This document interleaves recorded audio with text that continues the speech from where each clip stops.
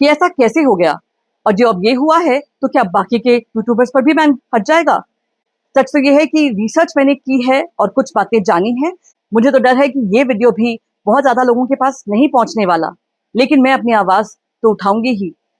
Government चाहे कुछ भी कर ले, हम तो एक तरीका निकाल ही लेंगे अपने इन बेवकूफ इंडियंस को और बेवकूफ बनाने का। इसलिए शेम ऑन दोज इंडियंस जो आज भी उनके चैनल्स पर जाकर उन्हें व्यूअरशिप दे रहे हैं और सुपर चैट्स दे रहे हैं। इतनी शॉर्ट टर्म मेमोरी लॉस है आपको, इतना गजनीपन है आपके अंदर।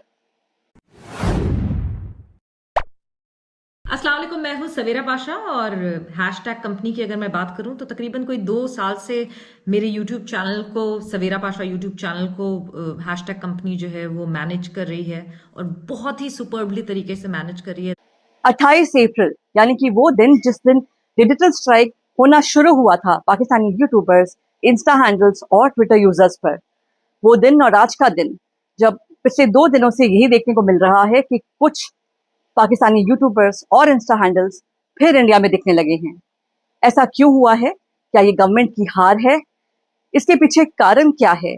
इन सब बातों पर रोशनी डालता है मेरा आज का ये वीडियो। जय हिंद फ्रेंड्स, मैं हूं रुचिका और यह है मेरा channel cricket flavours with Ruchika. मेरी तरफ से आप सबको एक प्यार भरा नमस्कार। कैसे हैं आप सब लोग? मैं बिल्कुल ठीक हूं और आशा करती हूं कि आप भी बिल्कुल ठीक होंगे। सो फ्रेंड्स, कुछ दिन पहले मैंने जो आपको बताया कि मैं इंडिया आ गई हूं, तो आपने मेरा स्वागत किया था। आपने मुझे कमेंट्स में वेलकम टू इंडिया कहा था और अब वही वेलकम टू इंडिया हो रहा है पाकिस्तानी यूट्यूबर्स का।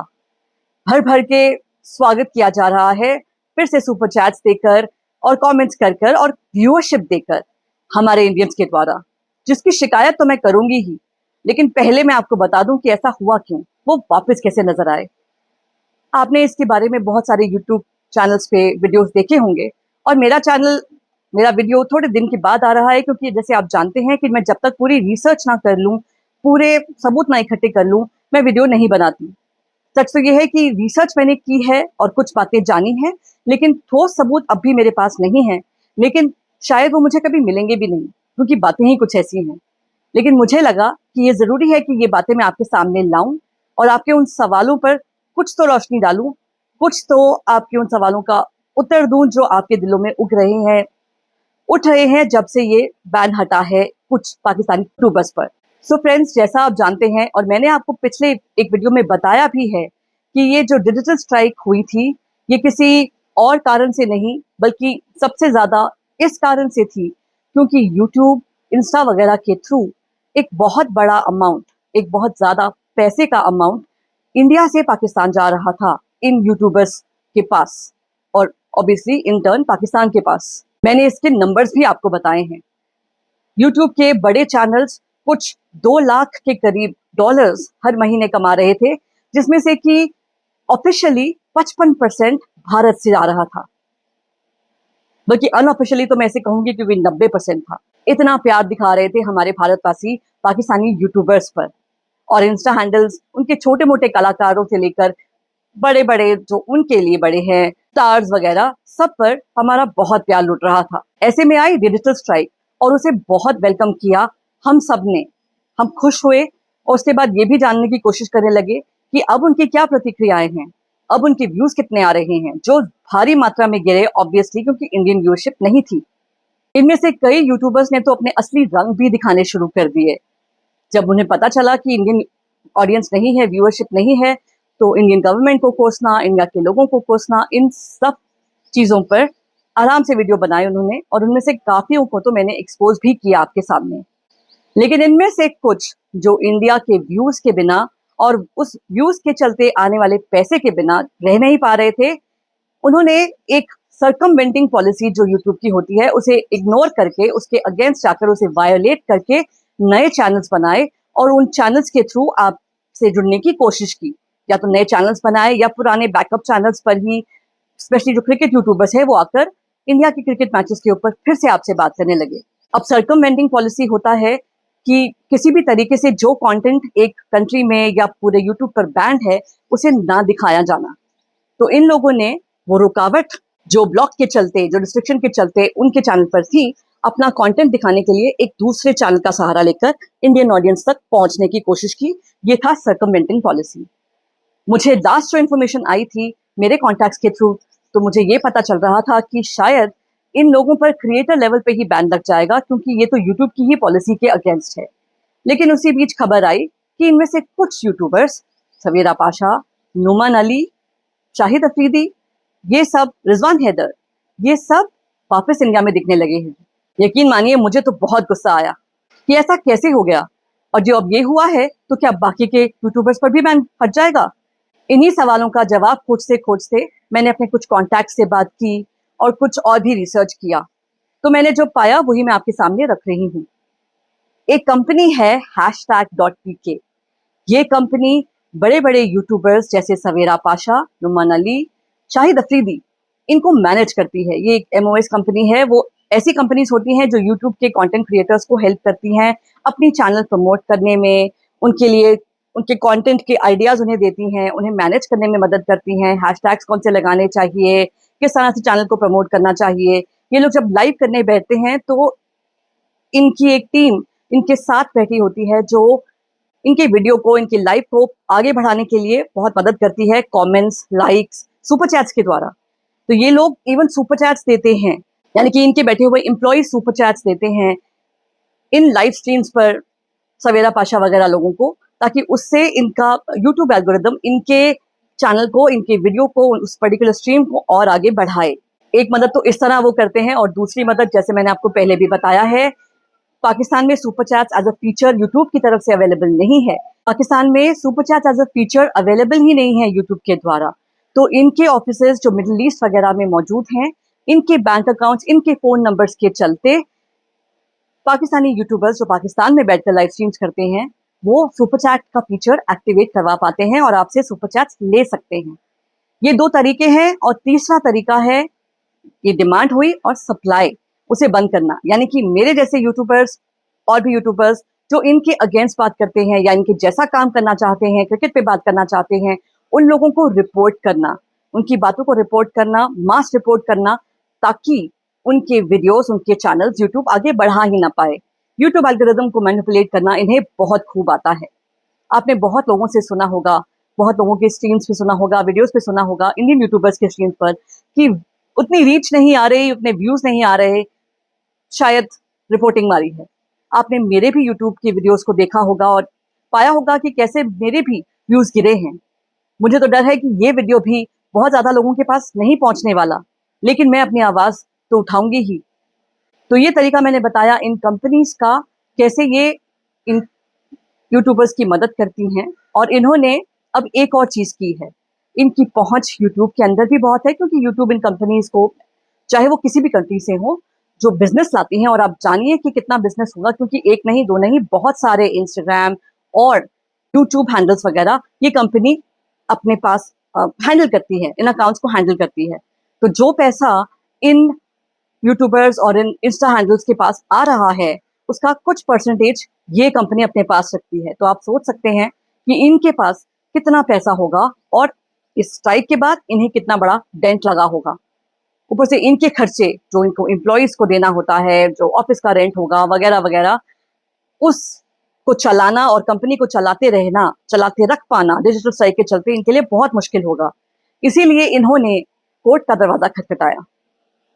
ये गए यूएस कोर्ट के पास। जहां तक मेरी इंफॉर्मेशन कहती है, ये लोग यूएस कोर्ट में जाकर लीगली वहां पर एक केस दर्ज करते हैं जो फ्री स्पीच के अगेंस्ट है, कि जो भी इंडिया ने किया है वो गलत है, इंडियन गवर्नमेंट ने जो किया है इनके यूट्यूबर्स और इंस्टा हैंडल्स वगैरह पर, वो गलत है और उसे रिवर्स होना चाहिए। मेरी इंफॉर्मेशन के हिसाब से जहां तक बात आती है कि इंडिया को प्रूव करना होगा कि जिन हैंडल्स को बैन किया गया है वो सचमुच एंटी इंडिया कंटेंट बनाते हैं या नहीं, और जो लोग अभी अनबैन हुए हैं वो प्रूव कर पाए कि इन्होंने एंटी इंडिया कंटेंट नहीं बनाया। ये तो क्रिकेट पे बात करते हैं, या तो ये सेलिब्रिटीज या स्टार्स हैं जो इंस्टा पर आकर नाच गाना करते हैं वगैरह वगैरह। जहां तक मेरी इंफॉर्मेशन है, ये कंपनी ट्विटर हैंडल नहीं करती, इसीलिए अभी भी ट्विटर पर शाहिद अफरीदी जैसे लोगों पर भी बैन है। पर शाहिद अफरीदी तो एंटी इंडिया भी बात करते हैं, तो उनके चैनल पर शायद फिर से बैन लग रहा है, लग गया है, मुझे इस बात पर अभी क्लैरिटी नहीं है। एंड लेट्स रिमेंबर कि यूट्यूब भी एक बिजनेस है, और जब से ये डिजिटल स्ट्राइक हुई है, यूट्यूब के बिजनेस पर भी एक डेंट लगा है, क्योंकि ऐसा नहीं हुआ कि जितनी व्यूअरशिप भर भर के हम इंडियंस इन पाकिस्तानी यूट्यूबर्स को दे रहे थे, उतनी ही अब डिवाइड हो गई है इंडियन यूट्यूबर्स में या कहीं और चली गई है। आप लोगों ने यूट्यूब पर जाना छोड़ दिया है, कम कर दिया है, इसलिए यूट्यूब को भी अपनी इनकम पर एक डेंट देखने को मिला है और इसीलिए शायद वो इन लोगों की कहीं ना कहीं थोड़ी बहुत सपोर्ट कर रहा है। ये बात सुनकर शायद आप ये लोग कहेंगे कि यूट्यूब को ही इंडिया में बैन होना चाहिए। कहीं ना कहीं मैं आपसे अग्री भी करूंगी, लेकिन ये बहुत मुश्किल है। टिकटॉक नहीं है जो एक कंपनी से रिलेटेड था, गूगल अमेरिकन सॉफ्टवेयर है, अमेरिकन प्लेटफॉर्म है, एंड हमारे इंडिया के तो सीईओ भी जो यूट्यूब के हैं, इवन गूगल के हैं, वो इंडिया से ही हैं, इंडियन ओरिजिन के हैं। तो इस केस के चलते ही ना तो ये हमारी इंडियन गवर्नमेंट और लोगों पर बैन लगा पा रही थी, नए चैनल्स जो इन्होंने खोले हैं या पुराने बैकअप चैनल्स जिन पर ये फिर से आकर आपके सामने नया कंटेंट लाने की कोशिश कर रहे थे, आपसे जुड़ने की कोशिश कर रहे थे, उन पर भी कोई बैन नहीं लग पा रहा था। और अब ये चैनल्स जो खुल रहे हैं, इनका भी यही कारण मेरी नजर में तो यही आया है। मैं इंडियन गवर्नमेंट की साइड नहीं ले रही, मुझे लगता है कि उन्हें और स्ट्रॉन्ग स्टांस लेना चाहिए, क्योंकि इंडिया की यूट्यूब की मार्केट बहुत बड़ी है और हम उसके चलते यूट्यूब से अपनी मर्जी मनमानी करवा सकते हैं, स्पेशली जब हमारा हक हो, क्योंकि हमारा हक ही तो है जो खा रहे हैं ये यूट्यूबर्स। अब आज ही देख लीजिए, राधा कल रात को इंडिया वर्सेस इंग्लैंड का मैच स्टार्ट हुआ नहीं कि इन्होंने अपने बैकअप चैनल्स पर आकर पहले तो चैनल्स पे आकर लाइव्स करने शुरू कर दिए। लंच के बाद, टी के बाद, मैच के बाद, दिन के बाद 3-3 लाइव्स इनके कर रहे हैं और अच्छी खासी व्यूअरशिप पा रहे थे और उतने में ही बैन हटा और ये अपने नॉर्मल चैनल्स पर आ गए। और आने के बाद जो मैंने कल देखा, व्यूअरशिप में जिस तरह का बढ़ावा इनको मिला और जैसे लोग इनको गले लगाने को तत्पर हो रहे थे, वेलकम बैक टू इंडिया, जैसे मैंने कहा आप लोग मुझे वेलकम टू इंडिया कर रहे थे और अब इन्हें भी वेलकम बैक टू इंडिया मिल रहा था। I missed you so much, जैसे कि आपकी जान बसी है। ऊपर से जेब में पड़े हुए नोट उछल उछल कर बाहर आने को क्यों बेताब थे, क्यों इतना भार हो गया था आपके पैसों का आप पर कि उसे हल्का करने के लिए आपने इन्हें सुपर चैट्स दी और सुपर चैट्स देकर आपको सुकून मिला, आपके दर्द को आराम मिला जो आपके पैसों का भार आपको दे रहा था। इन यूट्यूबर्स ने सोचा बस हमारी दुकान तो फिर से चालू, गवर्नमेंट चाहे कुछ भी कर ले, हम तो एक तरीका निकाल ही लेंगे अपने इन बेवकूफ इंडियंस को और बेवकूफ बनाने का। बड़ा अच्छा एनालिसिस देते हैं ये और आप इनके पास क्वेश्चंस पूछने के लिए भी पहुंच जाते हैं। अर्शदीप को टीम में क्यों नहीं लिया, ये बताएंगे आपको। गौतम गंभीर के साथ क्या डायरेक्ट मेंटल कनेक्शन है इनका, या टीम इंडिया के अंदर कुछ बैकडोर एंट्री है, जैसे यूट्यूब में बैकडोर एंट्री है? कुछ नहीं है, बेकार लोग हैं जो सारा दिन टीवी के सामने और ब्रेक में आकर कैमरे के सामने खड़े होकर आपसे बातें कर कर आपसे पैसे कमाते हैं। कोई इतने ग्रेट एनालिसिस तो इनके होते नहीं है। मुझे कल इतना गुस्सा आया कि रिजवान के चैनल पर जाकर तो मैंने कमेंट्स भी कर दिए, शेम ऑन इंडियंस, और इसीलिए ये टाइटल भी है, shame on Indians, shame on those Indians जो अब इतने खुश हो रहे हैं। ठीक है, गवर्नमेंट ने अगर आपको लगता है कि फेल कर भी दिया, वो नहीं सस्टेन कर पाए ये बैन इन लोगों पर, तो क्या आप जो 2 महीने से इनसे एक ब्रेक पा चुके थे, इनके जादू टोने से थोड़ी निजात पा चुके थे, इनके हिप्नोटिज्म के अंदर जो आप आ गए थे वो थोड़ा बहुत टूटा था, तो फिर से वापस पहुंच गए उसी हिप्नोटिज्म के अंदर, उसी जादू टोने के अंदर। इतना क्या प्यार है, और सच मानिए प्यार सिर्फ आप ही को है, ये दो तरफा प्यार नहीं है। उन्हें प्यार है आपके पैसे से, आपके व्यूज से, लेकिन आप तो इन पे प्यार जुटाने के लिए, लुटाने के लिए तैयार हैं, अपनी जेब के पैसे भी लुटाने को तैयार हैं और व्यूज भी लुटाने को तैयार हैं।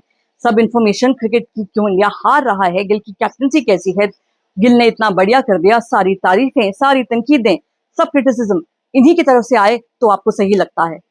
ये तो वही बात हो गई कि मेरा बच्चा कैसी पढ़ाई कर रहा है मैं पड़ोसी को जाकर पूछूं, ना कि उसके कोई क्लास टीचर को।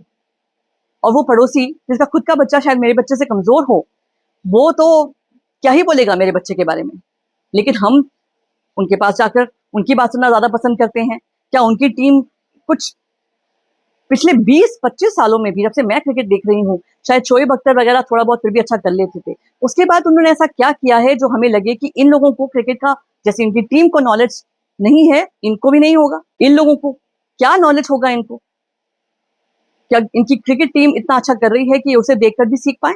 नहीं। तो सबसे ज्यादा इंटेलिजेंट लोग क्रिकेट एनालिस्ट आपको यही क्यों लगते हैं? इसलिए शेम ऑन दोज इंडियंस जो आज भी उनके चैनल्स पर जाकर उन्हें व्यूअरशिप दे रहे हैं और सुपर चैट्स दे रहे हैं। अगर गवर्नमेंट भूल गई है, जैसे आप क्रिटिसाइज कर रहे हैं उन पहलगाम के विक्टिम्स को, तो 2 महीने ही गुजरे हैं उस बात को, या 3 महीने, और आप भी भूल चुके हैं। इतनी शॉर्ट टर्म मेमोरी लॉस है आपको, इतना गजनीपन है आपके अंदर। याद रखिए, जो पैसे आप दे रहे हैं ना, जो उस तरफ जा रहे हैं, उन्हीं से वो गोलियां खरीदी गई होंगी और आगे भी खरीदी जाएंगी। और मजा तो तब आता है जब मेरे चैनल पर आकर मुझे बताया जाएगा कि आप नफरत क्यों फैला रही हैं। जब मैं इन्हें एक्सपोज करने की वीडियोस बनाती थी तो मुझे कहा जाता था, हम तो इन्हें भूल गए हैं, अब तुम ही इन्हें याद दिला रही हो, हम इनके बारे में अब नहीं सुनना चाहते, अब इन्हें प्रमोट करना बंद करो। और आज सब लोग पहुंचे हुए हैं, उसी तरह से इनकी व्यूअरशिप बढ़ रही है और ये लोग एक सेटिस्फैक्टरी स्माइल, एक कनिंग सी स्माइल लेकर बैठकर आपसे बातें करते हैं। और कुछ और बात और कुछ और कमेंट अगर आता है तो कहते हैं क्रिकेट की बात कर लेते हैं, बाकियों पर क्यों पढ़ना। ऑब्वियसली रिजवान हैदर, अगर इतनी ही क्रिकेट की बात करनी थी तो करंट अफेयर्स नाम का चैनल क्यों खोला था तुमने। और ऑडेसिटी तो देखिए, एक सब्सक्राइबर जो मुझे नहीं लगता है कि मेरे चाहने वाले हैं, लेकिन कहते हैं कि वो मेरे चाहने वाले हैं, और मैंने उनको दूसरे इन चैनल्स के सपोर्ट में बहुत कुछ बोलते हुए देखा है, मुझसे कहते हैं कि अब इंडियन गवर्नमेंट ने जब बैन लगाया था तो आपने कहा था सपोर्ट इंडियन गवर्नमेंट, तो अब जब बैन हट गया है तब भी हमें इंडियन गवर्नमेंट को सपोर्ट करके इन्हें देखना चाहिए। मैंने जवाब में कहा था कि तुमने इन्हें देखना बंद कब किया था, जो अब मुझसे पूछ रहे हो। सो बस यही सच्चाई है हम इंडियंस की, हम आपस में ही बटे हुए हैं, कभी भाषा को लेकर, कभी धर्म को लेकर, बस एक दूसरे से लड़ते ही रहते हैं। हम भारतवासी नहीं हैं, हम मुंबईकर हैं, हिंदू हैं, मुस्लिम हैं, कन्नडिगा हैं। बस इसी बंटवारे के चलते हम अपने देश को तो भूल ही जाते हैं, हम बात ही नहीं करते हैं देश की, और उसके अगेंस्ट जो भी हो हमें दिखता ही नहीं है। हम अपनी मर्जी बस करते जाते हैं, हमें कोई परवाह नहीं है कि देश के साथ क्या हो रहा है। गवर्नमेंट नहीं कर रही तो हमें भी नहीं करना, गवर्नमेंट करेगी तो उसे क्रिटिसाइज करेंगे, बस यही हमारा रुख रहता है। सच मानिए, कल तो इतना गुस्सा आ रहा था कि मुझे लगा कि अच्छा ही है जो मैं इंडिया में नहीं रहती। हाँ, वो भी एक बात है कि आप लोग मुझे कहते हैं कि तू तो एनआरआई है, तुझे क्या लेना देना, तू तो बाहर रहती है। लेकिन मैं आपको एक बात बता दूं कि एनआरआई का मतलब नॉन इंडियन नहीं होता, नॉन रेजिडेंट इंडियन होता है। और हम गल्फ के, मिडिल ईस्ट के जो एनआरआईज हैं, वो वहां सेटल नहीं हो सकते, उन्हें वापस इंडिया ही आना है। हर साल मैं इंडिया आती हूँ, अपने माँ बाप से मिलती हूँ, अपने रिश्तेदारों से मिलती हूँ, और लास्ट में जब या तो कोई नौकरी यहाँ पे मिल जाए या हम रिटायर हो जाए, उसके बाद भी हमें यहीं आकर बसना है। और तब तक रेमिटेंस के नाम पर जितना पैसा गल्फ से इंडिया में आता है, वो हमारी इकोनॉमी में एक बड़ा हिस्सा देता है। यानी कि मैं तो अपने देश की मदद कर ही रही हूँ, लेकिन आप लोग, आप क्या कर रहे हैं? अपने अंदर झांकिए आप और सोचिए कि क्या सचमुच इज इट वर्थ इट। क्या ये व्यूज इन्हें देने चाहिए? क्या ये सुपर चैट इन्हें देनी चाहिए? क्या इतना अच्छा एनालिसिस मिलता है, इतना प्यार है, इतना लगाव है आपका इन यूट्यूबर्स से कि आप अब भी इनके पास खींचे चले जा रहे हैं? मैं तो इस स्ट्राइक से पहले भी ये बातें करती थी और बाद में भी करती रहूंगी, अब भी करती रहूंगी। जब ये स्ट्राइक शायद हट रही है, पार्शली हट रही है, या जो भी हो रहा है, इंडियन गवर्नमेंट ने जब ये स्टेप लिया था तो मुझे बहुत खुशी हुई थी। मैंने उस स्टेप का वेलकम लिया था, क्योंकि मुझे नहीं लगा था कि ऐसा कोई स्टेप कभी लिया जाएगा। तब तक मुझे इन नंबर्स का नहीं पता था, इन पैसे के नंबर्स का, जो हमारी तरफ से वहां बह के जा रहे थे।